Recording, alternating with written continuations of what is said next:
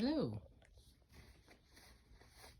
Today I'd like to talk a little bit about fiber arts and why it is a good hobby and just some of the things that you might find when you go out in the market and why it's good for you. And this is just my humble opinion, but here goes. So right now what I have here is I have just a few sample products and projects that I made. And this is kind of geared to somebody who's kind of new, maybe thinking about starting fiber arts. And I'll just give you my little background and why I started doing it. I guess before I was really heavily watching a lot of television and into cable. To spend the time, I used to spend a lot of time just doing arts and crafts of varying different types. I did a lot of painting and drawing, things like that. But when I was younger, one of the popular things that people would do would be to get into making sweaters. And at that time, I can't remember what the exact word for them would be now, but they would be um, Fair Isle sweaters, is what they call them, or Norwegian. You'll see those, and they'll have a very fancy design at the top and be wool. And I wanted to buy one, but at the time they were hundreds and hundreds of dollars, and you had to almost go to a specialty store or order from, order mail order and then get it. And then when I saw some of the prices, they were in the hundreds of dollars, and I was a little kid. I was probably about 8 or 9 years old. Obviously, I couldn't afford that, so I decided to make my own, and that kind of led me down the rabbit hole of doing fiber arts. So one of the reasons that I think doing fiber arts is good for people, there's several good things. One thing is, I made myself one of those fancy sweaters that I couldn't afford in the store. And I actually went out, found a pattern, bought the yarn, and did it. It took about 3 months. My sister and I actually made a big cardigan for my father. It was either his birthday or Father's Day or something like that. And it turned out really nice. And, it's been 40 years, and 40 years later, he still has that sweater. I don't have a picture of it with me right now, but it was sort of a, Scandinavian or sweater, with a pattern, and it was a cardigan for a man. So a man's size cardigan, which is fairly large. It takes some time to make. But anyway, what I have in front of me is, I guess what you have to do first is decide, do you want to knit or crochet? And what is knit or crochet? So since I just talked about knitting, an example of knitting is this right here. So knitting is mostly the clothing that you find, if you go into a store and buy something off the rack. And knitting involves using 2 needles. You cast on your stitches and you make your pattern. So, the needles can be made out of anything. It can be wood. They can be plastic. They can be metal, like these here. But knitting is using 2 needles. And the thing that I like about knitting was I actually taught myself just using a book. Today there's YouTube. It's amazing. People can show you a lot of things. But the thing with knitting is on the front side or the right side of the piece, what you see here are braids. So you see braids. But then on the rear or on the back side or the wrong side, you see these bumps. And the thing that I like about knitting is, for me, 2 stitches. The knit stitch, which is this one, and then the purl stitch, which is this one. So very, very simple. And what I made here was just a little throw to throw on to your legs, if you get cold in the winter. I live in the Northeast. It's very, very cold here. So that's kind of how I started doing knitting. And I knitted for a little while, and then I went to college, and then, that was kind of the end of that. Then you get a job and then it's over. But I kind of revisited it later. Now, crochet, a lot of people get confused of what's the difference. Crochet is where you use a hook. So this is an example of a hook. And the hooks can be made out of anything. Like here's a plastic one. This is a very large hook. This is kind of a medium to large hook. Here's a metal hook that is, let me just get that closer. And this is a metal hook. So they can be made out of plastic, metal, just like the knitting needles. But the thing with crochet is it's a little bit faster. So a lot of people say, and why? Because you can, once you get that motion going, you can really crank.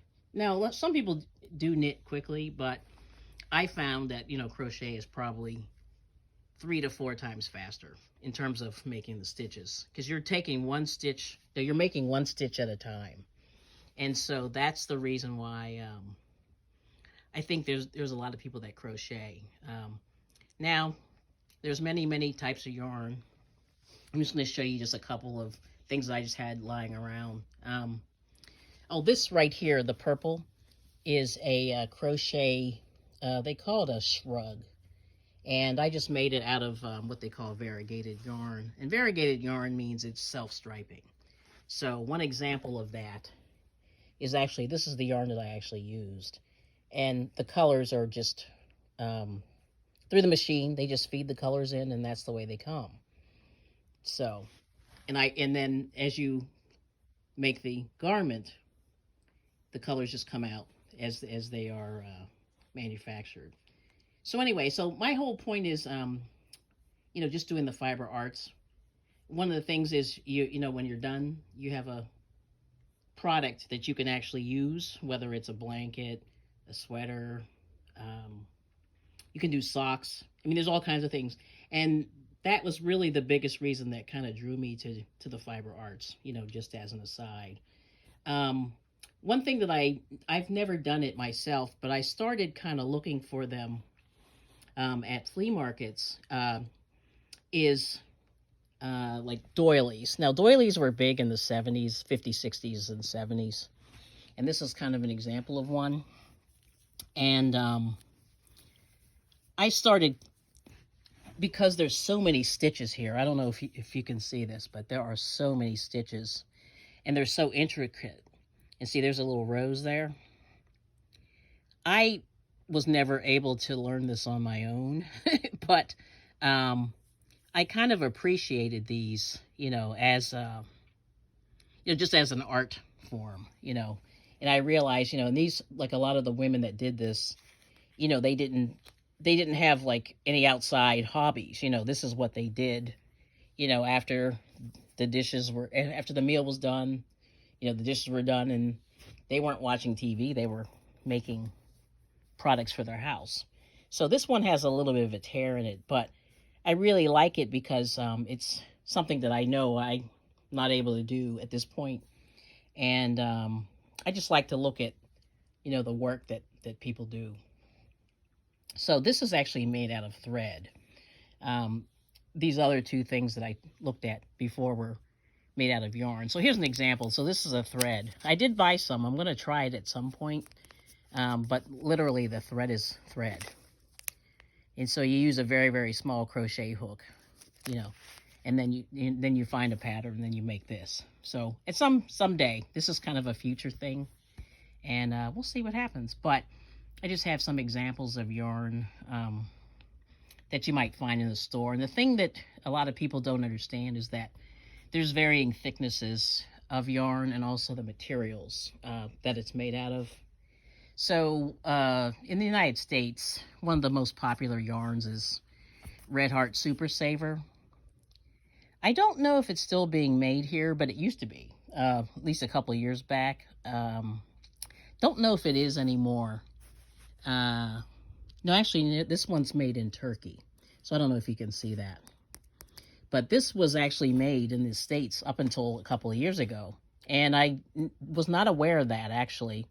But if you look on YouTube, there's a video of, I forget what they call themselves, but they're twins that were crocheting, and they did a tour of the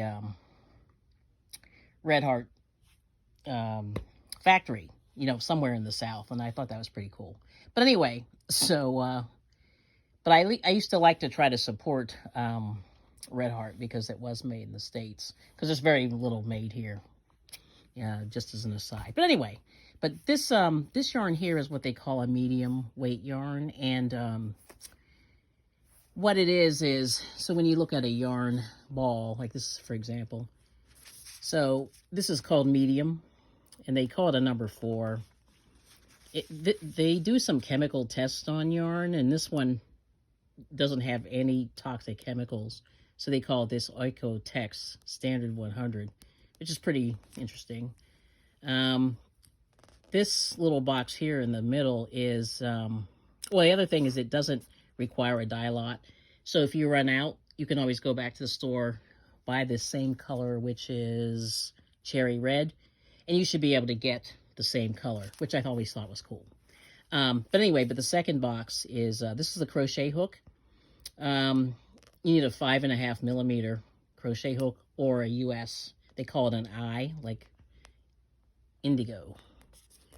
All right, and then if you're knitting, they're saying use the same thing. This is a 5 millimeter versus a 5.5 millimeter crochet hook, or an 8. And then this little measurement around the box is if you make a square that's 4 inches by 4 inches using this 5 millimeter knitting needle, you know, it should take you 17 stitches across in 23 rows. So that's kind of interesting. So, and I'll get to why that's important. But the thing is, if you're making garments, you want to make sure that the thing that you're making is the correct size. And so they always recommend making a swatch, and that's what that's all about. One thing that's nice too about the Red Heart is it has a center pull. So if you pull from the center, which this piece of string is already out, it should come out and not tangle, which is nice. Okay, so like I said, so this one here is a medium. I'm going to tell you the number of, it's called Cherry Red, and this is a lot number if you ever need to buy more. But like I said, they say that it doesn't matter. And then they always give you, not always, but most times they give you a free pattern. But here's the weight. It's 7 ounces or 190 grams. And then this is how many yards or meters you get. So you get 364 yards and 333 meters if you're to the metric people. Okay, and then this is a pattern that they give you. And what you'll need is 2 balls. And then they give you the colors that you need. 1 ball of, so it's 2 balls of royal, 1 ball of spring green, and let's see. Oh, and 1 of the pink, perfect pink. And then turquoise, which is the turquoise color. And they tell you how to make it. So underneath the label, it'll give you the pattern. So that's the one nice thing. You get free patterns from the yarn companies, and you can get, you know, free patterns in YouTube tutorials. Okay, so that's a medium. This is a Red Heart here. This is a chunky. And chunky just means that it's a little bit bigger. So instead of being a 4, it's a 5.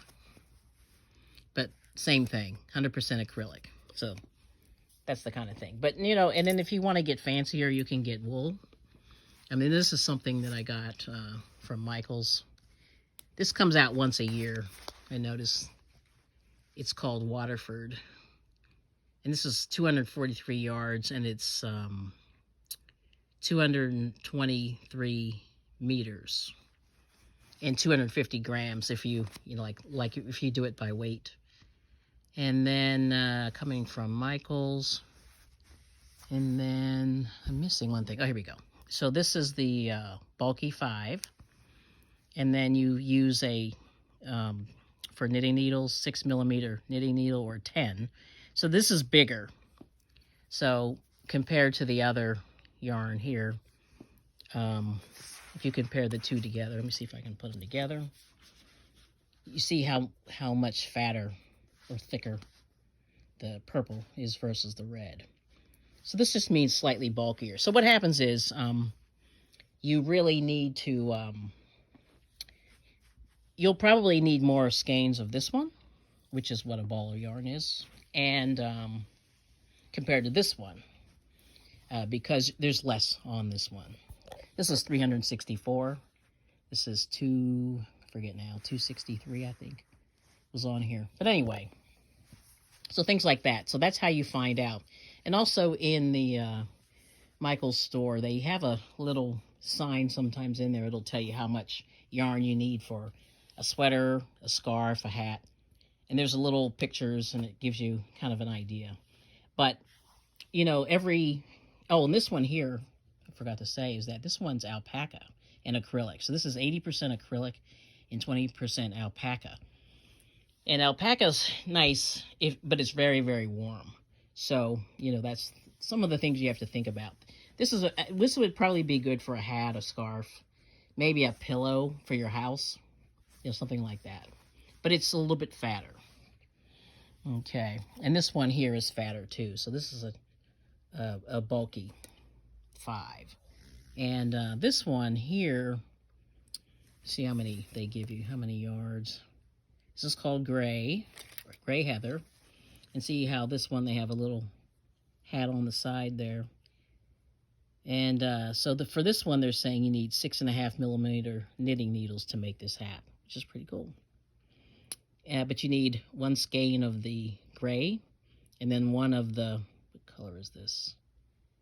Oh, you need a little bit of the turquoise to make the pom-pom. But you see, you only get 168 yards with this one versus 364 for this one. So that's kind of the math that you sort of have to do, but it's not a big deal.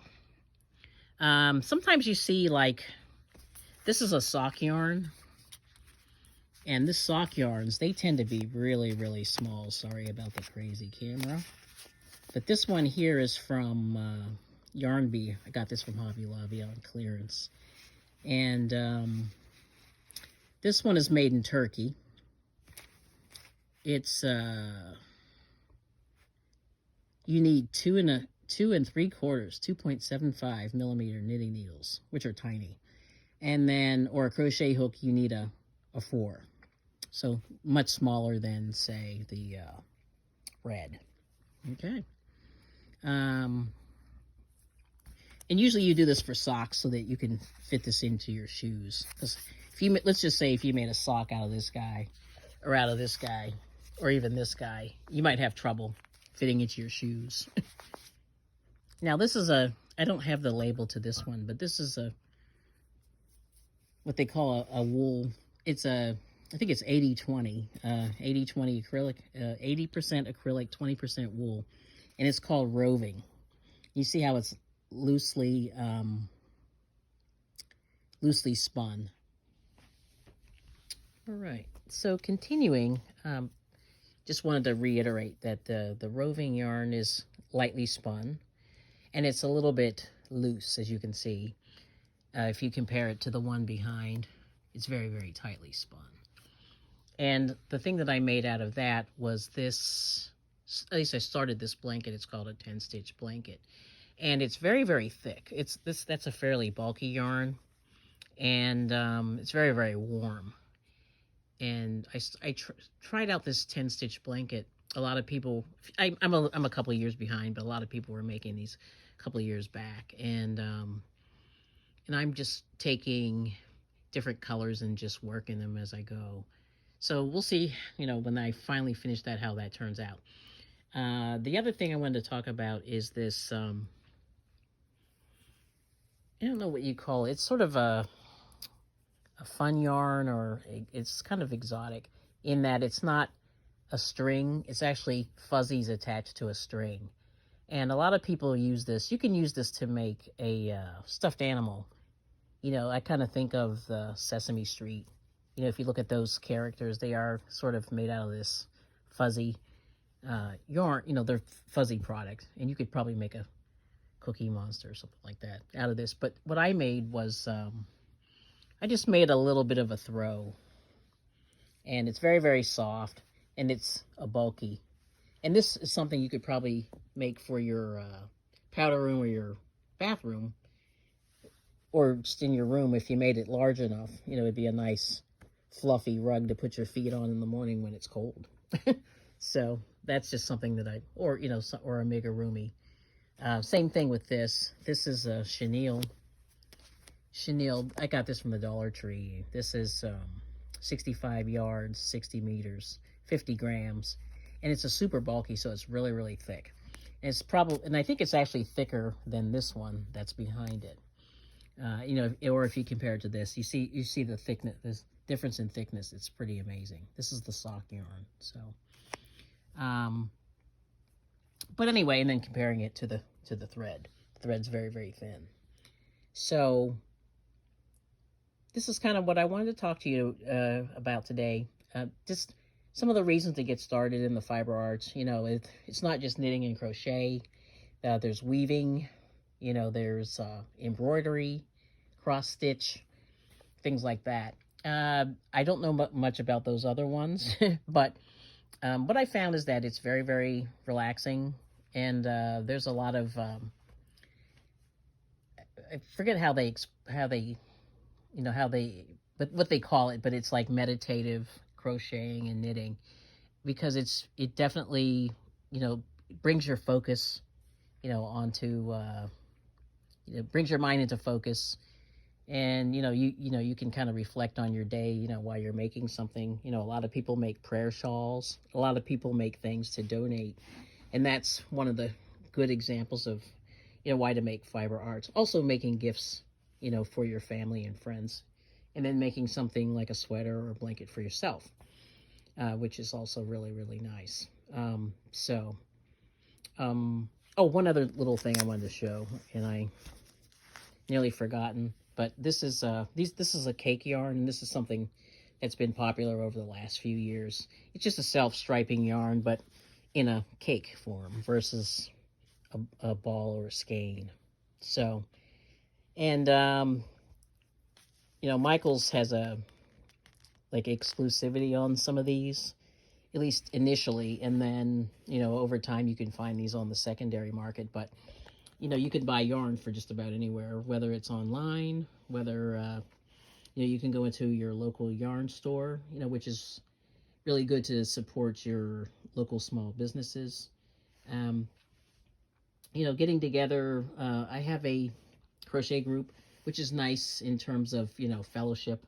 If you like to get together and talk to your friends, you can also look at what people are doing and learn what they're doing, and sometimes they'll show you how to do a stitch or things like that, which is really nice. And I think that the fiber arts is a good way to get started, and it's not overly expensive to get started. You just need whenever you're looking for some yarn and you see something, if you have an idea what you want to make, just make sure you buy the correct needle, which when you look on the side, it tells you which one to buy or what size to buy. And that's really the biggest thing. So, if you want to make a scarf, a hat, socks, blanket, you just follow your heart and go from there. And then just buy the right needles, and then things will go well. And like I said, there's tutorials on YouTube. You can buy books. There's people, and I would suggest, trying to meet some of the artists, that are around that can show you, what they do and how to do it. And sometimes, it will definitely help your learning curve. But that being said, thank you for your time. That's kind of my humble opinion on the fiber arts. And knit or crochet, that's up to you. I like them both. So, thanks.